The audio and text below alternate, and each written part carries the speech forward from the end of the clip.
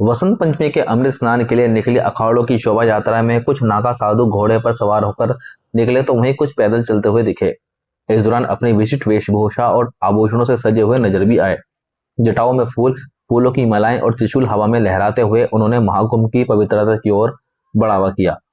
अनुशासन में रहने वाले इन साधुओं को कोई रोक नहीं सकता था, लेकिन अखाड़ों के शीर्ष पदाधिकारियों के आदेशों का पालन करते हुए नजर आए। नगाड़ों की गूंज के बाद उनके जोश ने इस अवसर को भी और खास बना दिया। त्रिशूल और डमरू के साथ उनके प्रदर्शन ने यह संदेश दिया कि महाकुंभ केवल धार्मिक आयोजन नहीं बल्कि प्रकृति और मनुष्य के मिलन का उत्सव भी है। शोभा यात्रा के दौरान मीडिया ही नहीं बल्कि आम श्रद्धालुओं के मोबाइल के कैमरे भी नागा साधु को कैप्चर करते दिखे। नागा भी किसी को निराश नहीं कर रहे थे, बल्कि वो अपने हाव भाव से उन्हें आमंत्रित कर रहे थे। कुछ नागा तो आंखों में काला चश्मा लगाकर आम लोगों से इंटरेक्ट भी कर पा रहे थे। इन स्टाइल को हर कोई कैमरे में कैद कर लेना चाहता था। यही नहीं, नागा साधु नगाड़ों की ताल पर नृत्य करते हुए अपनी परंपराओं का जीवन प्रदर्शन कर रहे थे। उनकी जोश और उत्साह से भरपूर गतिविधियों ने श्रद्धालुओं के बीच अपार उत्साह पैदा किया। जितने उत्साहित नागा साधु थे, उतने ही श्रद्धालु भी उनकी हर गतिविधि को देखकर मंत्रमुग्ध हो रहे थे। संगम में स्नान के दौरान नागा साधुओं का अंदाजा निराला था। त्रिवेणी संगम में उन्होंने पूरे जोश के साथ एंट्री की और पवित्र जल के साथ अटखेलियां भी खेली। इस दौरान सभी नागा आपस में मस्ती करते हुए नजर आए।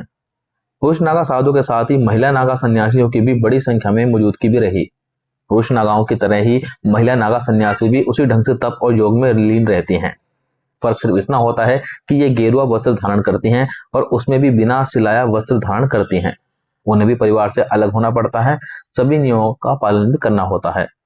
खुद के साथ परिवार के लोगों का पिंड दान करना होता है, तब जाकर महिला नागा सन्यासी बन पाती है। जब एक बार महिला नागा सन्यासी बन जाती है तो उनका लक्ष्य धर्म की रक्षा, सनातन की रक्षा करना होता है। इस महाकुंभ में हर कोई इनके बारे में जानने को उत्सुक नजर आ रहा है। विदेशी श्रद्धालुओं ने त्रिवेणी संगम में बसंत पंचमी के अवसर पर अमृत स्नान भी किया और भारतीय संस्कृति में पूरी तरह रम गए। उन्होंने न केवल पवित्र डुबकी लगाई बल्कि अन्य तीर्थयात्रियों को भी गर्मजोशी से स्वागत किया।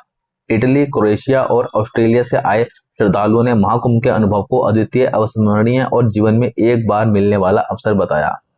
ऐसे वीडियोस के लिए वीडियो को लाइक, शेयर, चैनल को सब्सक्राइब जरूर करें। धन्यवाद।